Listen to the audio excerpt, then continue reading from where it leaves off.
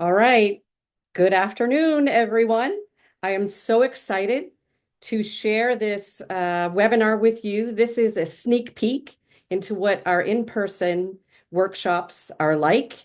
We just kind of want to show you what you can expect and hope that you join us at one of our workshops this year. So what is our mission at CureDuchenne? We're here for the cure, obviously, care, and community. And we're committed to improving the lives of everyone that's affected by Duchenne and Becker through accelerating research to find a cure, improve care, and empower the whole entire Duchenne community. The future is bright. This was a picture from our 2023 Futures Conference. You can see all of these beautiful people that are my colleagues. And they're all here with us trying to find that cure. And I think we all look like we're very happy to work together. So I'd like to first introduce you to the CARES team. We're always here to care about you. On our community engagement team, we have Heather Medlin. We have me, Sheryl Marrazzo. We have Jordan Lynch. And then we're also joined by two amazing physical therapists, Jennifer Wallace and Doug Levine. And then we have Chelsea and Lexi who manage all of our events, and they do an amazing job to make everyone feel welcomed. And they just do such a great job with everything. And they're always in the background on these webinars. So thank you for being there with us. You also can see some of our emails down here. We're going to share those again. We're also going to hear from our science team today. Dr. Michael Kelly will be joining us to sort of let you know what he goes over in here. One thing I wanted to let you know about this webinar is it is being recorded, so you'll be able to watch it again. And it will have all of the emails, so don't worry about trying to hurry up and take pictures or write anything down. We're going to share all that with you. Also, we will not be answering any questions. We're not going to be answering any specific questions for anyone today, but you can certainly reach out to us to get those questions answered. So it really does take all of us to cure Duchenne. We are here to advocate, educate, and share our story. It's so important to be advocates for Duchenne. I don't know about many of you, but I never heard the word Duchenne until they told me my son had it. So we want to be able to involve our local community by fundraising and by connecting with other families. I myself am on the Disability Commission Board for my town. So it's always important to share and advocate in your local community and everywhere else. We're also going to talk about something called CureDuchenne Link. And this is an amazing way that carriers and those affected by Duchenne and Becker can be involved in this search for the cure. We also were going to hear from, I told you before, our amazing physical therapists. We want to encourage your local physical therapist, whether it's a school or outside of school, to become certified to be a CureDuchenne physical therapist. And we also would love to see everybody at our Futures event and any of our online and in-person events. It takes all of us, and we'd like to be with all of you. One of my most favorite things that I do here at CureDuchenne, and I'm going to share a little bit about my family story and what I do, but we have a one-on-one program. And this one-on-one could be with anyone on our science team. It could be our physical therapist. You could talk to a parent, a grandparent. You could get support one-on-one. And what we do is we connect you with the expert that you're looking for on a Zoom call. We also take a lot of notes on these, and we do provide you with a recap of notes at the end, which is really helpful, especially if you're going to clinic or what have you. We'll be able to share all that with you. So this is an unbiased, and it's information only. We are not actually offering medical advice, but we're able to share all of the information that you need to make the decisions that's best for you and your family. So if you email us at cares@cureduchenne.org, I will reach it back out to you and try to find a convenient time to set that up. And I don't know about you, but I was first diagnosed with Duchenne. I would have loved a program like this to be able to talk with the experts, to be able to make the decisions for my family living with Duchenne. We wouldn't be here without our sponsors. So thank you so much to our 2025 CARES sponsors. We appreciate each and every one of you. Now I'm going to share my Duchenne story. So I live near Boston with my husband, John, I'm going to move my head up here so you can see this. And my 22-year-old son, Jake, who I just dropped off for his last semester of college yesterday. I bring my personal experience of this, my journey of Duchenne muscular dystrophy because I'm a carrier of Duchenne. And learning of my son's diagnosis at 8, I've learned a lot since then. He's 22 now, so it's been a while. My daughter is also a female with dystrophinopathy, as is myself, and her son was also diagnosed with Duchenne. I used to be a medical sales person, but as many of you, when COVID happened, I had to leave my job so that I could stay home with Jake. But luckily, I was able to continue my advocacy through roles at our family's foundation called For Jake's Sake, and then here at CureDuchenne. So this is my beautiful family. And for those of you that don't know, Jake is the one in the middle. And that's my husband, John, and Tyler, and Ellie, and Caitlin, and Ryan, and myself. And that's also my son, Cletus, on the right, who unfortunately passed away almost 2 years ago from a fentanyl poisoning. So this is my beautiful family, and I will share this beautiful family as long as I can. I want to just talk a little bit quickly about Jake's diagnosis, our journey. And you will probably see a lot of similarities between our journey and yours, but I'm sharing my particular journey of how we got to where we are today. Jake was originally diagnosed with an anxiety disorder, and I'm sure that many of you are nodding your head, yes, saying we also deal with anxiety. And I believe that could potentially have something to do with the lack of dystrophin in the brain. Jake really walked on his toes a lot. He walked sort of funny as he got older. And we went to the doctor and they said, oh, he has shortened heel cord. So, and we were sort of misdiagnosed at that point. Our pediatrician kept saying, something's missing. And she set us up with a genetic appointment. And the blood test that came back with a high CK level, many of you are probably nodding your heads to that as well. And I really didn't understand what it meant. And so I Googled what muscular dystrophy was. And then I Googled Duchenne, like most of you that are watching and listening. And I kind of wish I didn't. And I really wish that they would update that information. We were sad, we were sad and we cried for a few weeks. And my husband and we cried and it was awful. And learning that we had to share this information and things like that. We eventually got to acceptance. I feel like we went through the patterns of grief. And then we decided we weren't going to live with that diagnosis. We were going to live the life. And I find that there are silver linings everywhere. Like most of you out there, I love meeting you and talking to you. And, if it wasn't for Duchenne, I wouldn't know people from around the world. So I do like to look at the silver linings of those things. This is our care plan. Like you can see, Jake was playing T-ball up there, and I am a Patriots fan. I know they're not so good right now, but I'm still the Patriots fan.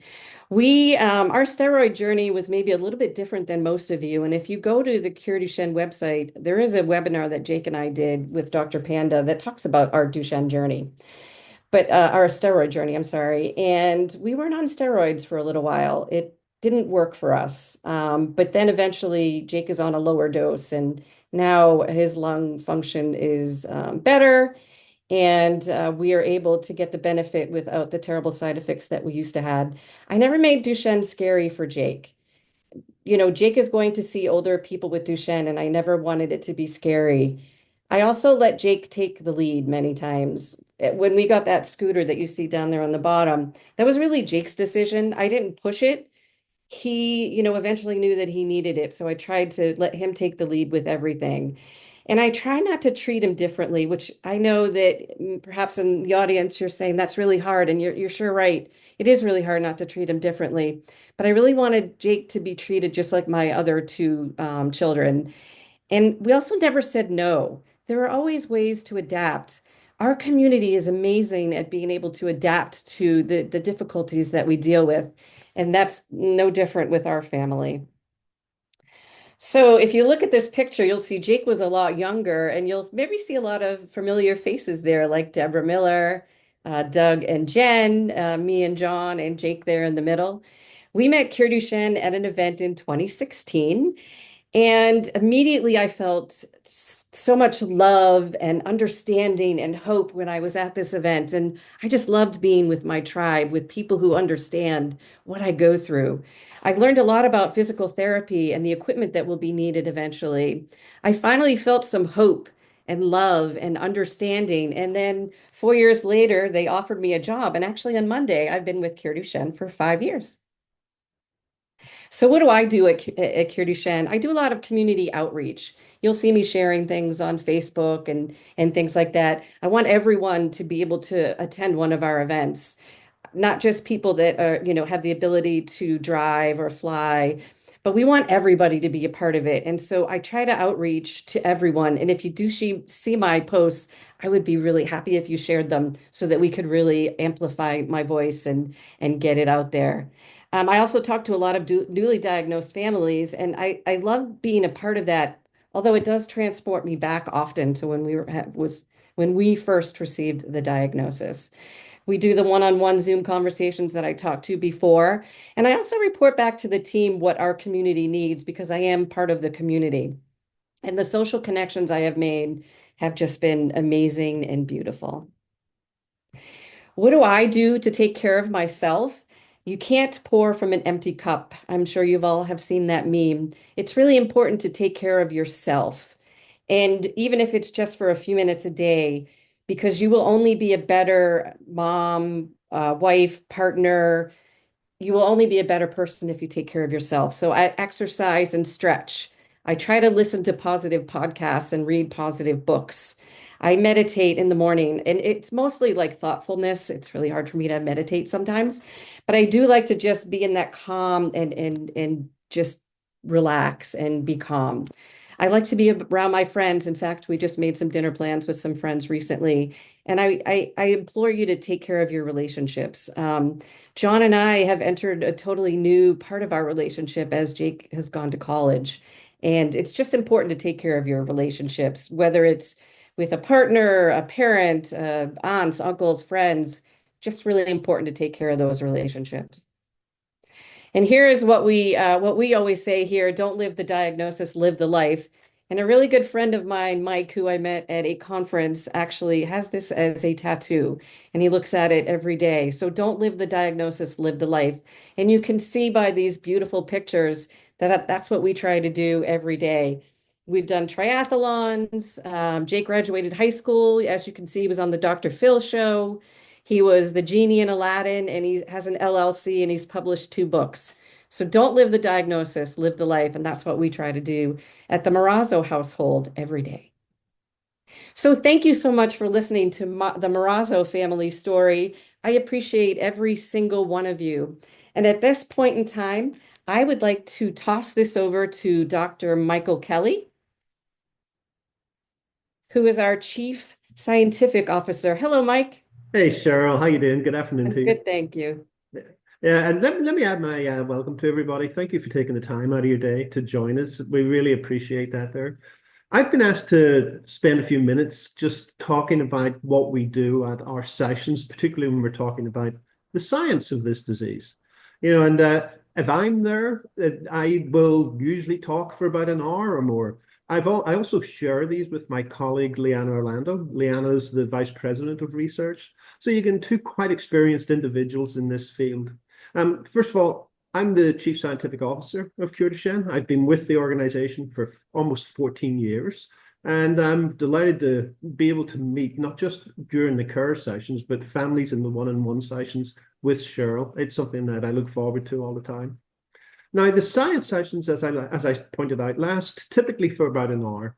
And the goal of this is fairly simple for me. It's really to focus on explaining the different therapeutic approaches to treatment and help improve patients' understanding of the drugs and the clinical trials that are out there. It's a very crowded space, as you know, with approved drugs as well as a very busy regimen of clinical trials in the area. And being able to understand exactly what is applicable to individual families is critically important to help them make the best informed decisions regarding their individual treatment options, whether it's exon skipping, gene therapy, or any other modality. So just taking a second to give you a sense of the landscape, there's 8 drugs have been approved over the last 8 years. And the first set that I've got on this is exon skipping drugs. 4 of them, 3 from Sarepta, 1 from NS Pharma. And exon skipping drugs are actually critically important to know your own mutation. These are mutation-specific therapies, and it's important to be part of the session, understand what that actually means so that families can make the right sort of decisions in there. We've got one gene therapy product that was approved in 2024, Elevidys. And again, there's certain mutations that are of concern in there in treatment, and it's important to be part of the education for that. Emflaza, vamorolone, and gavinostat were recently approved from 2017 up until last year. And again, this adds to the arsenal of drugs that are available. So it becomes a critically important part to continue to understand the landscape out there so that patients can actually make the right sort of decisions about it. In addition to the approved therapies, as I mentioned, there is a very busy clinical environment out there. And I think that these recent clinical developments are paving the way for improved treatment outcomes, but also for future combination therapies. And we focus quite a bit on this during our typical 1 hour sessions, talking about how these drugs on their own are designed to provide a benefit, but in combination together with 2 or more of them, we could see future therapies actually having a much larger impact. There's new exon skipping drugs that are dominating the clinical space right now with multiple modalities. These cell-penetrating PMO drugs, antibody directed towards muscle drugs, and other chemistries out there that patients and caregivers need to be fully aware of to make the right important decisions for themselves. Multiple gene therapy products are also in clinical development in addition to the approved drug, and making decisions and choices about that are part of what we try to inform. There's other drugs that are going to be important as far as the combination therapies. That's muscle stabilizers, muscle regeneration drugs, stem cell therapies from Capricor, for example. And these are on the horizon in order to be approved over the next year to the next 2 years. And that gives the community an important insight into how the field is developing and evolving.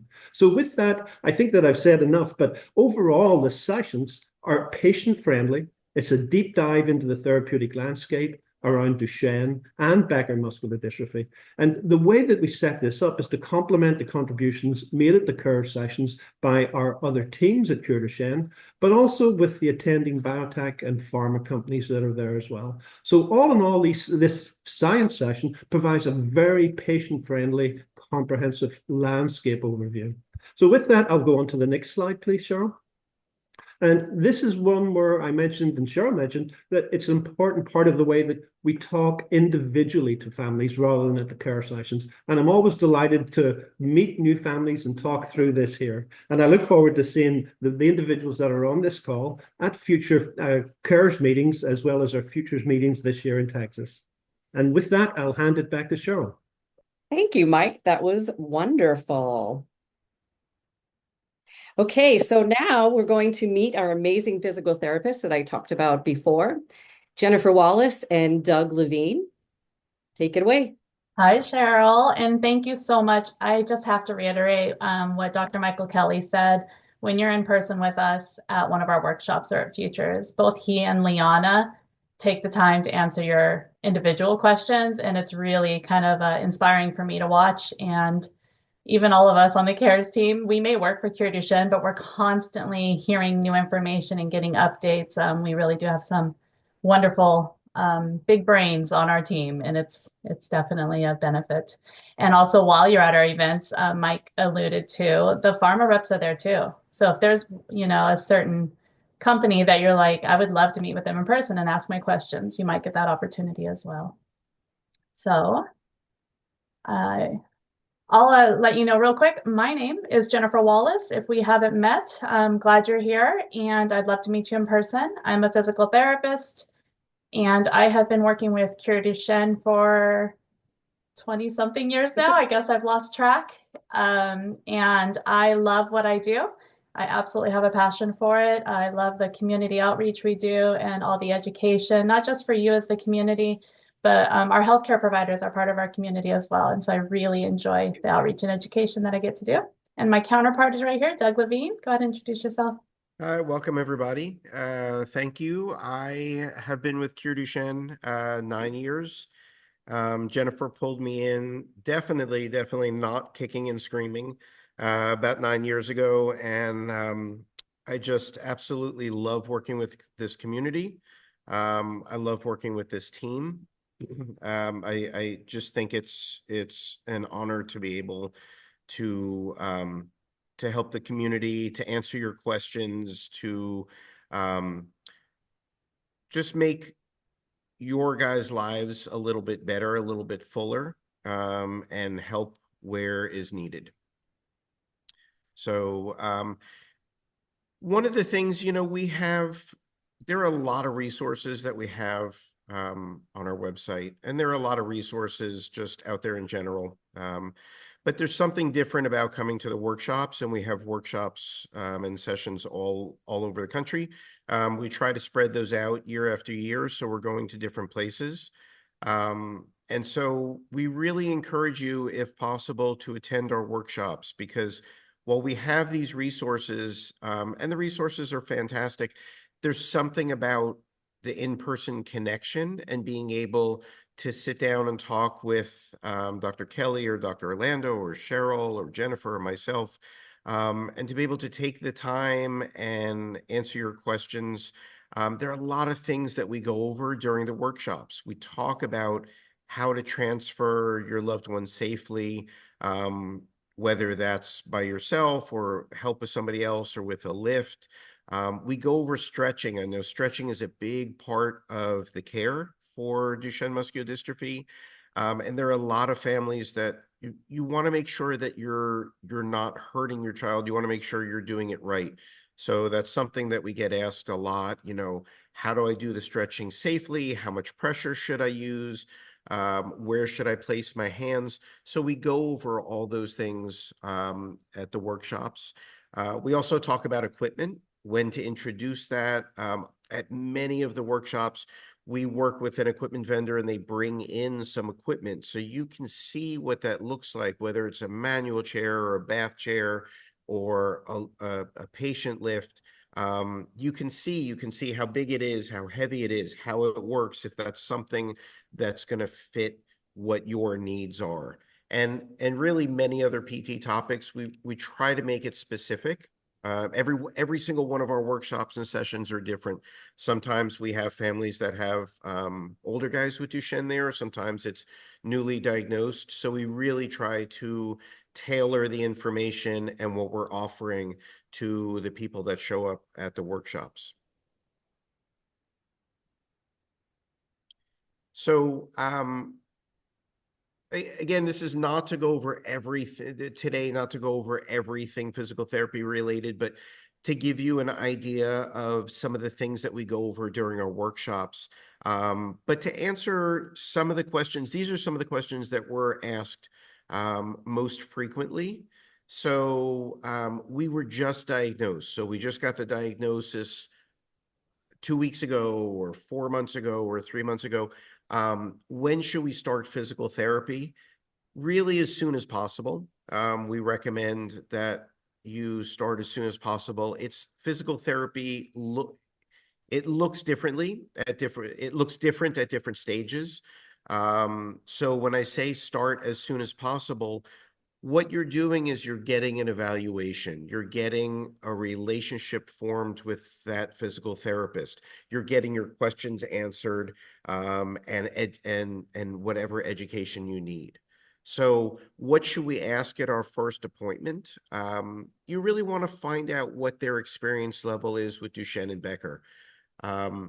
Jennifer and myself we do continuing ed courses for other physical and occupational therapists. And we've done these courses. Sometimes somebody's been a pediatric physical or occupational therapist for 20 years, but they've never worked with somebody with Duchenne or Becker. So you don't want to always have the assumption that because you're bringing your child to a pediatric therapy facility, that they're going to know what Duchenne or Becker is. It's a rare disease. So you want to make sure that they have an understanding, because there's a very specific approach that you use for Duchenne in the treatment of Duchenne with physical therapy than you would with other diagnoses. You want to ask them, what should I expect from the PT program? How often, and this is some of the things you would ask the therapist. How often am I going to come to therapy? What will that look like? What are you going to be doing during the sessions? Are you going to show me things that I should do at home?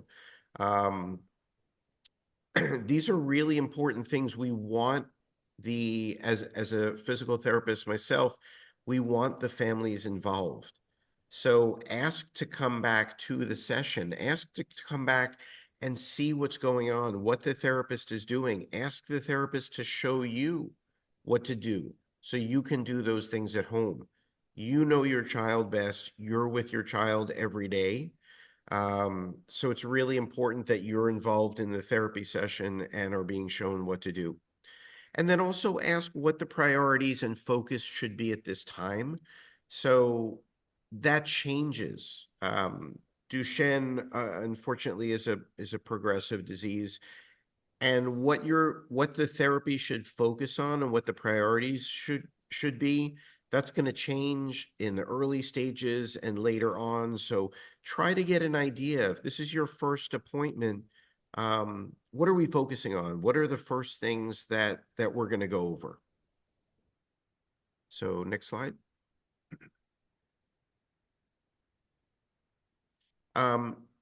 So what's the role of the PT in various stages of the diagnosis? So we have, we just broke them down basically into three stages. There's the early childhood stage, the late childhood or early adolescence, and the non-ambulatory stage. Sometimes these follow age groups, but not always. So the early childhood stage is that point, and that's usually around the 3 to 5 years of age or 3 to 6 years of age. And that's when they're doing really well. They're still very functional. So you may not really notice a lot of the effects of the Duchenne. They're doing pretty well. The role of PT at this stage, a lot of it is education. So letting the parents and caregivers know what's going on, educating them about what is Duchenne muscular dystrophy, what's happening at the muscular level. It doesn't have to be an in-depth science lesson, but I think as parents and caregivers, if you understand what's happening with the muscle and what the potential is for damage, that can help guide you and make you more knowledgeable. So a lot of it is education, maybe starting a stretching program, maybe starting braces for nighttime use. So we want to stay ahead of any problems or issues.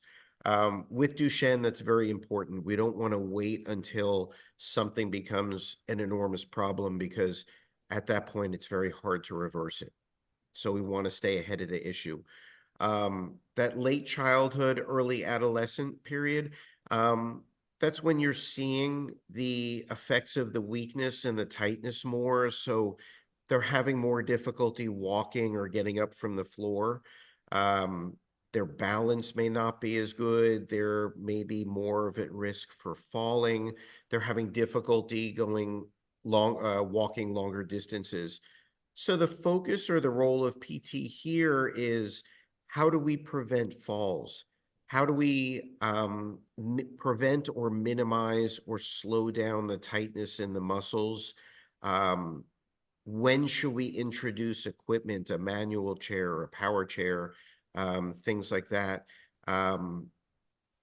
Do the nighttime braces fit? Are there other members of the care team that should be brought in at this point, whether it's an orthopedist or a gastroenterologist, or trying to help the families guide that journey at this point, because things are becoming more difficult and we're seeing the effects of it, and addressing those social issues that go along with it as well.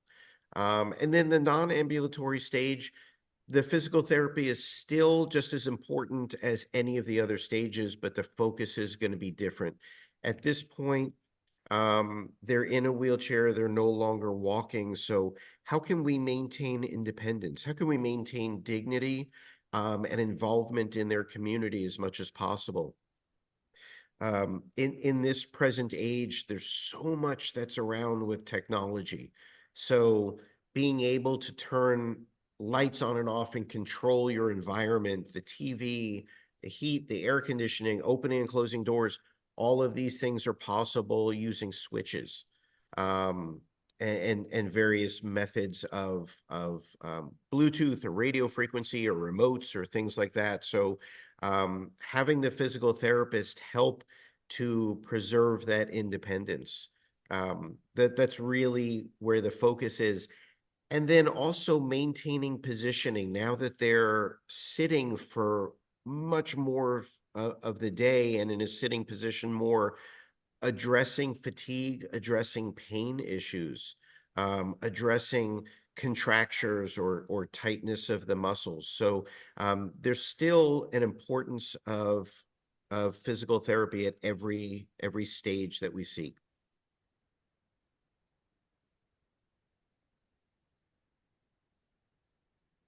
So I'm going to go ahead and turn it over to Jennifer. She's going to talk about some other issues that we typically address in the workshops. I'm going to kind of touch on them and let you know what you can expect to hear at some of our workshops. Thanks, Doug. Hi again. Doug and I get so many questions in person, and really this is just like the top 3 that came to mind. So if you have your own questions, please reach out to us through our website or come to a workshop and let us know what it is you need. So one of the major things about having a Duchenne or Becker diagnosis can be equipment. Equipment can become a large part of your care and mobility. And so one of the areas of equipment is what we call power mobility. And that could be everything from what we call an entry-level device, like you see the sit-down scooters that don't look like a big power chair, maybe a folding lightweight travel power chair, all the way up to the full power chair that has all the bells and whistles that we need to take good care of your body. So a lot of times we get asked, like, when do we start thinking about this? My kid is only 5 or 6, or maybe, now I'm 10 and it's getting harder to walk. Things like that come up. And so we want you to understand the main reason for introducing power mobility at a young age is for energy conservation. So we know that you're ambulatory, you can get around, but is it still feasible for long distances, for those long days? And is it still safe? So even though you can be young, walking around, get through your day, maybe there is a need for getting something, maybe an entry-level device or a basic power chair, just to save your energy. As one of the guys I worked with a long time ago coined the phrase in my brain of, I'm saving it for the good stuff. So he didn't want to waste all of his energy getting from classroom to recess and then get to recess and be too tired to play. So he said he was saving it for his good stuff, so he would ride on his power chair out to recess. And also for safety, if there's a lot of people around, especially in elementary schools, there's a bunch of goofballs. If they're going to get bumped into, knocked over, safety might be the reason that you're looking at some sort of power mobility device earlier than you thought. But then there's always the social benefits of it as well. I know it's a hard concept to go through. There is worry about acceptance of a device, those sorts of things. But there is also a lot of social benefits from having something that just makes life a little easier for them or for you to get around. Talk about not missing out. If you're 10 years old and your friends are so quick and fast and they go somewhere and they do something funny, and then by the time you get there, they're ready to leave and they go somewhere else, you're missing out on all of that. So we want everyone to be as included as possible, to socialize and to have all those benefits in their life as well. And also for accessibility, just sometimes it's hard to get around certain places, and a power device will allow you to get where you need to go. And when we talk about powered mobility devices, I started to say a little bit earlier, but what we're saying is there's various types, and it really depends on what is the goal of the device. Do you need something that is going to keep you in a comfortable sitting position all day, has the built-in supports, has the built-in powered seating changes that you need to get through life? Are you just looking for something for those long distances, and then you're going to hop out of it and go do what you need to do and hop back in? Like, it really depends on what the goal of the device is when you're talking about powered mobility and what to get and when to get it. One of the biggest differences is how much support your body needs. So if you need some seated support, some posture support to make it through the day, then you're probably looking at things like maybe a manual chair if it has electric assist, or you're looking at a power chair because you can really do a lot with the seat and the back cushions to make it more comfortable, to help your posture. And then even beyond that, if you're not able to get up and stretch on your own, even to get into standing, there are power chairs that can do all of that for you.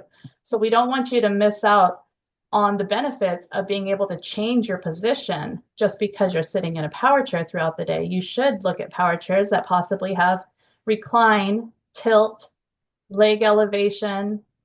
Sometimes they have anterior tilt so you can reach things easier. It kind of moves you forward, and then standing. So benefits of all of those, they're all things to consider. It just really depends on where you're at in your journey and what your goals of a device are. Also, to take into account, it should be a team approach to it. I would definitely recommend that you get your PT that knows you the best involved, get your OT that knows you the best involved, and find a DME provider that's hopefully in your insurance network that really understands complex medical rehab equipment. Because with this team, with you and your parents as well, whoever's involved in your family, with this team, you'll find the right device. And once you order something and it gets delivered, that's yours, whether you ordered the right thing or not. So you want to make sure you have the right team in place when you're looking at ordering something. Also, just to keep in mind, you do need to take into account how you'll transport the device that you choose. That's a big difference between devices as well, and how accessible your environment is, whether you're talking about home, school, those sorts of things. Just some things to think about. It's obviously a huge topic, but hopefully that can get you started in the right direction. Next slide, please. And one other thing that we really like to let everyone know about is that we do have a CureDuchenne certified physical and occupational therapist program. We've been running it for several years now. I mean, I believe almost 10 years now. And these are PTs and OTs who have taken it to the next level. They didn't just take our basic class. They have taken required readings, they take exams, they attend webinars, they take tests on research articles. They really have stepped it up because they really care. They want to do right by all of their patients or students. And so this is a really great list of PTs and OTs that you can find on our website. The description of it is here, and I believe the actual link is in the chat.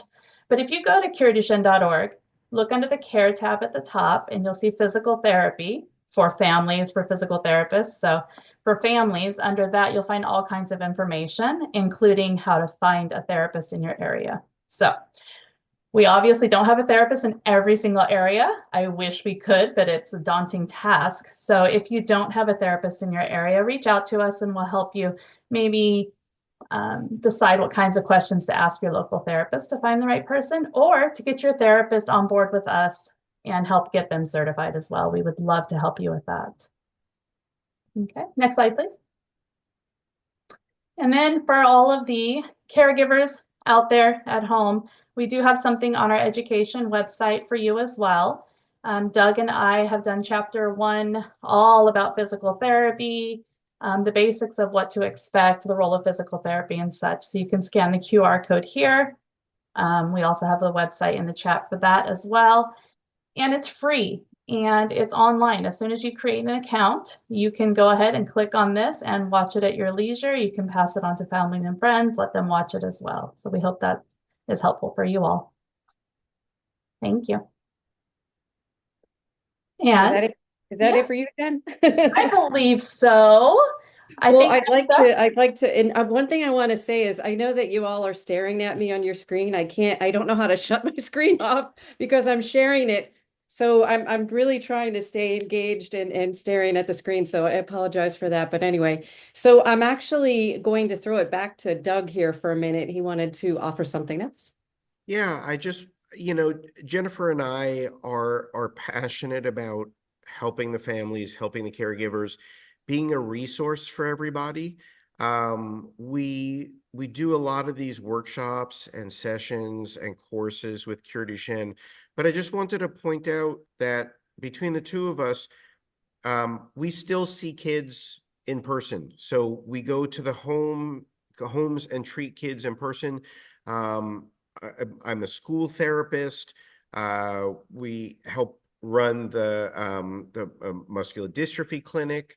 So we have a wide range of experience. It's not just theoretical and out there training, but we're still seeing guys from newly diagnosed to adults, and we're having to help the families navigate the journeys at different stages. So this is real world stuff for us too. Just wanted to mention that. Awesome.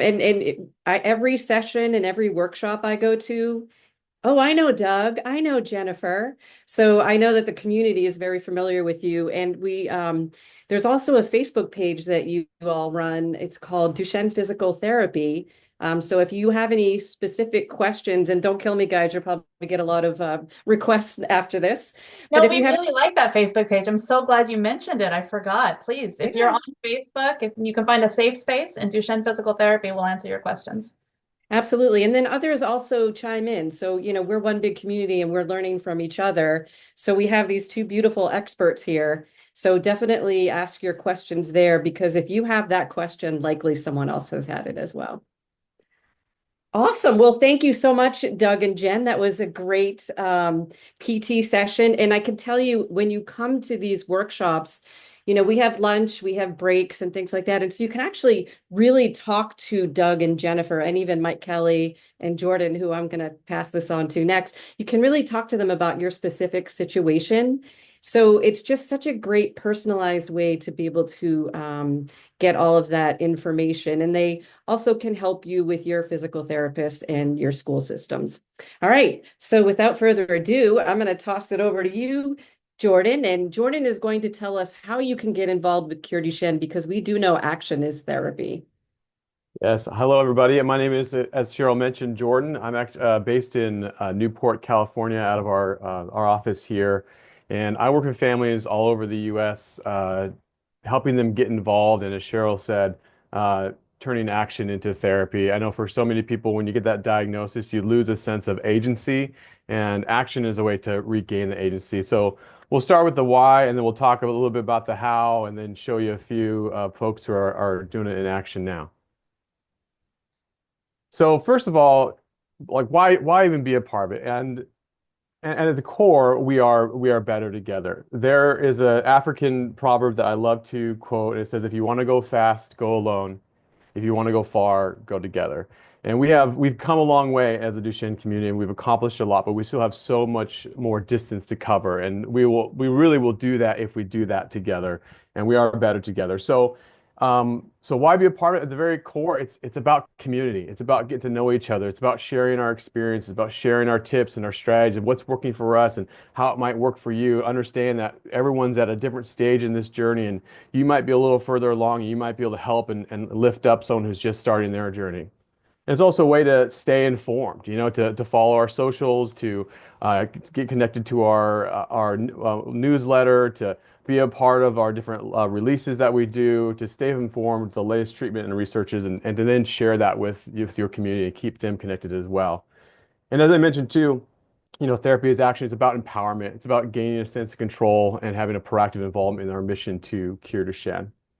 Um, and here's a few different ways that families can engage. At the simplest form, just show up. Connect and participate. Follow our socials, like I mentioned. Show up to a workshop. Show up to a session and get to know other families. We love it if you come to Futures. Reach out to us on social media. We want to just connect with you. We want to get to know who you are. That's just the baseline. Be a part of this community.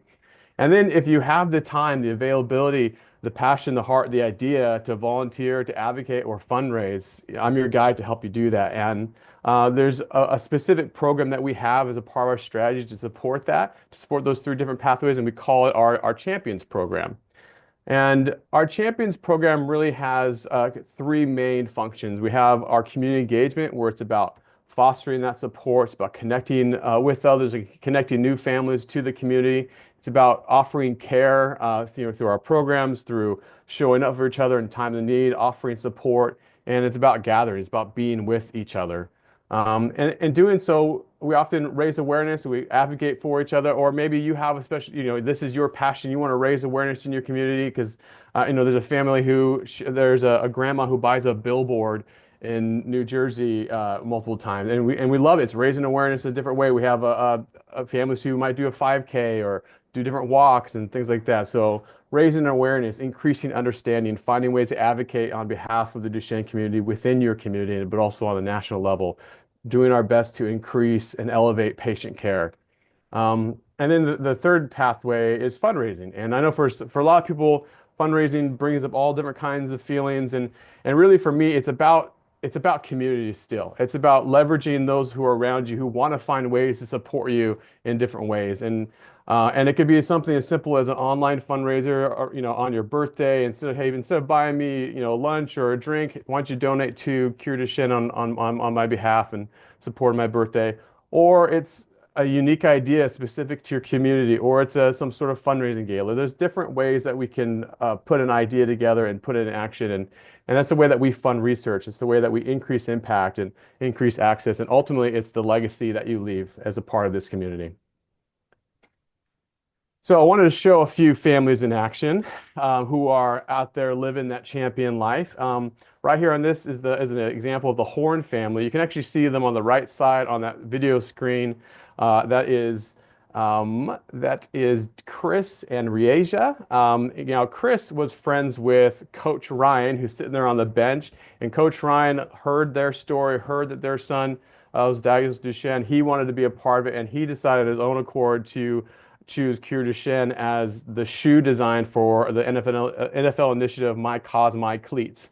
And that got a bunch of buzz. And before you know it, the Horn family is on Fox 35 there in Florida. And then they got picked up by Good Day New York. And all along this, we're with them, supporting them, coaching them, and helping them understand the resources. And so sometimes being a champion family is sharing your story, and then the opportunities take you down the path it takes you. And so this is a really incredible thing, just being available, being willing to share your story. And the one thing I wanted to say about these sneakers is everyone loves them and everybody wants to get them. We are working on it, so stay tuned for that. Yeah, they're pretty cool looking for sure. And then the Sanfords, this is Melanie Sanford, her son Hudson. He just got a tribute just in time before his birthday, and that's been a part of her storytelling. But she's gone beyond that, and she came to she's based in Arizona, and then she spoke at a ladies' luncheon at an event in Austin, and then this last year she hosted her first event with her dad. Her dad's the president of a local shooting range, and they came up with this idea for an event called Hope Within Range, and all these guys who come out to practice their sharp shooting came out, and they also learned about CureDuchenne. They learned about Hudson. They learned about an opportunity to support. And so this is a great example of like leveraging what you're already a part of to share your story and increase awareness, and also raise some money as well. And with that cute little face, it's perfect. You can't go wrong. And I also want to highlight the Heatons. Heatons have been a family who've been connected with us for a long time, and they live in Montana. And as you can see, they if you're from California, the Montana life is so foreign, and it's fascinating and wonderful. I've been out there a few times, and they are leveraging this incredible relationship that they have with the Billings Livestock Commission, where they get other cattle ranchers who will donate a portion of their sale or their entire sale to CureDuchenne, and just to see how he's worked within his community, connected with people who genuinely love him as family. Like there's so many people are just giving time, money, and talent to this. And then he's also going a step further this year. There's an expo that's focused on agriculture and everything you need for, cattle ranching and things, life in Montana and the economy of Montana. There's this big convention, and they're going to have a booth there representing us, raising awareness for this event. So they're always just finding ways to engage their community, raise awareness, and they also have a beef raffle that you can all participate in. That's just $5 a ticket that they do all over the U.S., and you get 50 pounds of beef. So it's a pretty cool and fun opportunity as well. I really wanted to win that one, Jordan, but I didn't get it. And then Paul actually will send you these beautiful pictures of calves being born to your Facebook page. So definitely Yep. become friends with him. They're incredible folks. And this picture I wanted to finish with, it's the Revels in Texas, but it represents so much more. On the top left, you see the Revell family at their ladies' luncheon event. On the right, you see Melanie Sanford, who came and spoke. On the bottom, you see where it all started, where Tim, when he was diagnosed, this year is actually his 20th year running the Austin Marathon. And that's where, he just said, I'm going to go do something. He started running. He's never stopped running. And he's been raising awareness. And that led to him starting the Champions Gala in Austin. That led him to going to Mac Brown's office and leaving a letter about his story. And now we're a beneficiary of the MJ&M fundraising event. And on the bottom right, you see the Munoz family, who they were diagnosed. They heard about the event in Austin. They went from San Antonio, visited, and went to that event. And they're like, hey, we can do this here. And they in San Antonio, and they started dealing for Duchenne in San Antonio. And everybody's is chipping in, doing their part, being a part of the community with the shared goal to cure Duchenne. And so we would just love it if you want to get involved.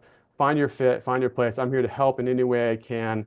There's never going to be a heightened level of pressure to have to. I'm here to help guide you when you're able, when you're ready, and to equip you the best way I can. But that is all my time. And if you'd like to email me, the next slide does have my email address, and I'm happy to help in any way I can. Awesome. Thank you so much, Jordan. Jordan can really provide tools to any of you who are looking to get involved in fundraisers, becoming part of a committee, and really just a great resource. So we're very lucky to have Jordan on board. All right, I guess I'm up again, which is good because I'm already on screen, so that's great. So I'm going to talk a little bit about the CureDuchenne Link program for those of you who are not familiar with it. So what is it? It's a data integrated biobank. And what it does is it facilitates data sharing so that we can share our data with researchers. So we at CureDuchenne do not see the data that comes from this, but we're able to work with those that have ideas for treatments for Duchenne and Becker muscular dystrophy. So we're able to share that data with them. So we also we do surveys and we gather biosamples. And you can be involved with as little or as, all the way with what you can do. But it's really another way that you can get involved with trying to get to that cure.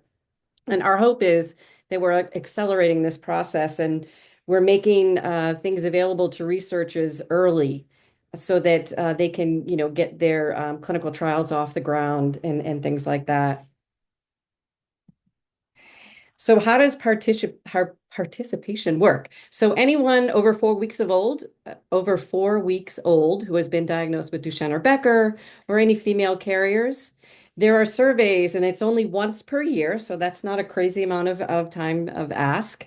So the surveys basically ask questions about your quality of life, healthcare usage, and more. The other way to really further impact is to provide these biosamples. It could include blood or urine, and again, that's only once per year. And then we actually partnered with Picnic Health. And so we can actually, if you provide consent, we can have all of that information together on Picnic Health, which is what this is. It's a wonderful app. And it takes all of your medical records from across all the different platforms, and it's all in one space. So this could be super helpful if you're going to the doctor. You'll be able to pull this up on your phone. You'll be able to have all of your information on there. I know sometimes when you go to clinic, you forget things. And so this is a nice tool to have everything all in one place. And if you have any questions about Link, you can reach out to us. We do have also information for Spanish-speaking families. So please reach out to us for that. This is just, again, another way that you can get involved with CureDuchenne and the researchers so that we're all in this together, right? So we definitely want to do that. So please visit CureDuchenneLink.org. You can call us at the number here, and then we have this cool QR code that you can scan with your phone. Okay, now this is exciting. Da, da, da, da. Here we go. We are announcing the 2025 events calendar. We actually were just in, where were we last? We were in Knoxville, Tennessee, where they actually got snow. We were in Knoxville for a dinner session last weekend that was just such a beautiful event. So CureDuchenne Cares, thanks to our beautiful sponsors, we're able to go to all of these places across the United States for full day workshops, which is what this is a sneak peek for. And then also we do community dinners, and this is a 17 plus, beautiful dinner where you can sit and break bread with your Duchenne and Becker family. It's a very intimate gathering. We all talk to each other, and it's also a great way to connect with your local Duchenne families. I know that a lot when we were just in Knoxville, some came as strangers, but they left as families, and we were all hugging, and it's just such a beautiful event to fill your gas tank and really make those local connections. We have people in different stages of the disease and at these locations. So you can really get an idea of, maybe some questions that you have for, the families that have been on this journey for a while. So as you can see, this is where we're going to be. I'm excited that we're going to be in Boston because, hey, that's where I live. So we're excited for all of these different things. And gosh, we really hope to meet you there. I know for me, meeting you is the best part of my job.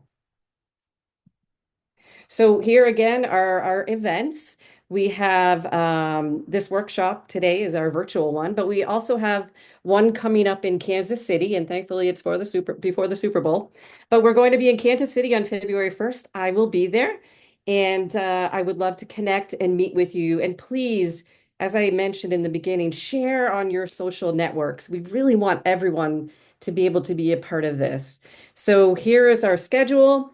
If you go to our website, cureduchenne.org/events. You will see all of the events on there. You'll be able to click on the link to register. And please come. I want to meet you. I want to see you. I want to hug you. And I just want you to be part of it. You won't be the same after you go, I promise. And then our big session is in Futures is in Texas, y'all. I'm not sure if I said that right. I'm in Boston, so I really don't have that accent. But in 2025, May 22nd through the 25th, we have the Futures event. And the Futures event is a beautiful gathering. And I know I say beautiful a lot, but I really do mean that. It's a gathering of everyone that's involved with Duchenne and Becker. So we have our science folks, our pharma partners, we have our families, we have our CureDuchenne staff.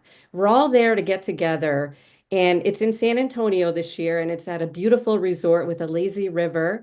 Because we also realize that while the science is super important for all of us, it's also that connection time, right? We all want to get together. So we make sure that we do offer time that you can connect with your local your local community, the community as a whole. And the really cool thing about Futures is people come from all over the world. We had people from Brazil, a beautiful family, and who we really connected with. And we had folks from all over the world come to Futures. So it's just a global event that I'm serious, you don't want to miss. And Jake graduates the weekend before that from college, so it might be a crazy time, but I will be there.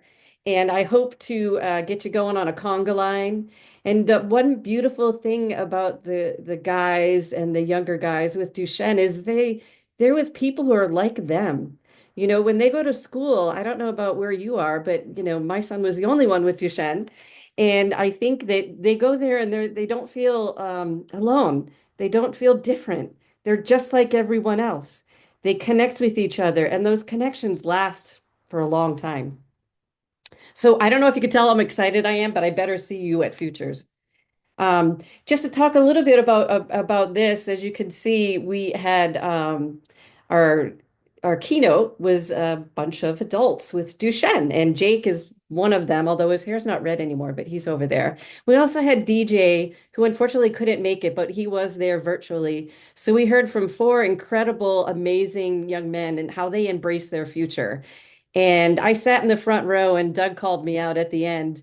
I had tears streaming down my face watching my amazing son on stage, along with Hawken and Dr. Ryan and DJ, and just listening to these beautiful souls and humans just say, yeah, I have Duchenne, but here's what I've done with it. And I hope that they offer hope, and I hope they offer so much to you. And I know that one of the moms that asked the question was crying, and I was crying right along with you, just so you know. But it's just again such a beautiful experience to be around others who get it and understand what you're going through. And I think we have time to show this beautiful video. So I'm going to press play, but don't go anywhere because I want to say goodbye before we leave. But here is just a little sneak peek of what you can expect at Futures.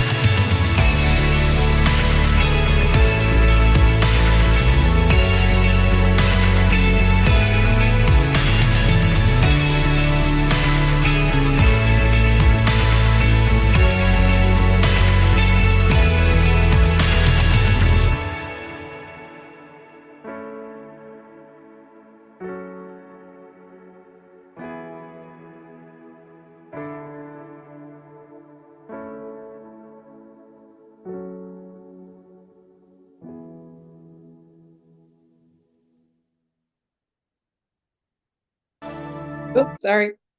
Okay, so if you weren't smiling throughout that whole video, I'm not sure. You had to be smiling. I know that I was, and I was there, and I enjoyed every beautiful aspect of Futures. So please, please sign up, and we would just absolutely love to see you. So we're probably a little short. We didn't go an hour and a half, but that's okay. I hope that you got a nice sneak peek of what you can expect at our full day workshops. I want to see you there. So please go to our website. You can also use this QR code so that you can go right to our events page and sign up for a session or a full day workshop. Now, please, if you have any questions at all, you can reach out to us at cares@cureduchenne.org. I just want to go through a few things that we went through with today in case you missed the beginning part of it. We have a one-on-one program that's amazing. And in fact, that's where I met a lot of those families that were just on that video. And Riasia and Chris, we met on a one-on-one as well. But they are the most amazing personal experience that you can get to learn about Duchenne, learn what's on the scientific horizon, specifically to your mutation. And you can dock one-on-one to the physical therapist. And Doug and I did a call with someone in India recently. So Doug is in Texas, I'm in Massachusetts, they're in India, and we were able to have such an engaging and personal call. So I encourage you to please reach out to us. We're the CARES team, and we really do care about you. And I always say that I'm a client, but I know how you feel for the most part. I mean, obviously we all have our own journey, but I live with Duchenne. At the end of the day, I don't just shut the door and Duchenne is over. I live it. And I'm always happy to talk to you and share everything that I know and connect you with the best science leaders, the best physical therapists, and I don't know, the best team all around. That video was a beautifully made by our marketing department. So woo woo to all of you. So that is it for me today.